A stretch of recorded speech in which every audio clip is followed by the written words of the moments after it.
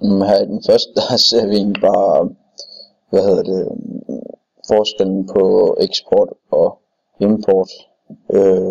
Der har så den mørkegrønne kode, det er så eksport, og den lysegrønne er import. Og hernede der kan man så se balancen imellem de to forskellige kurver.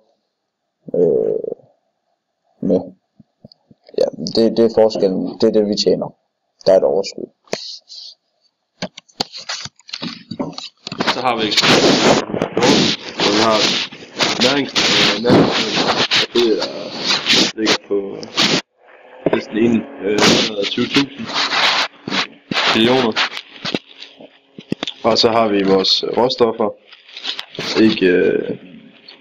så har vi hvor der er lidt over 20 millioner.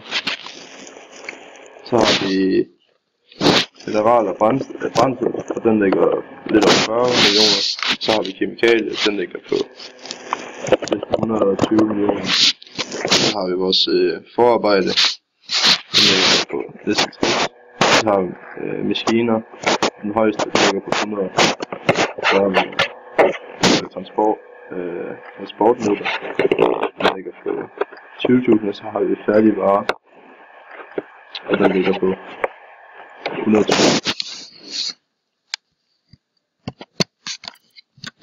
Så har vi eksport med skib og fly, og der har vi sendt rigtig meget ud til OECD, som er den organisation for økonomisk udvikling og samarbejde.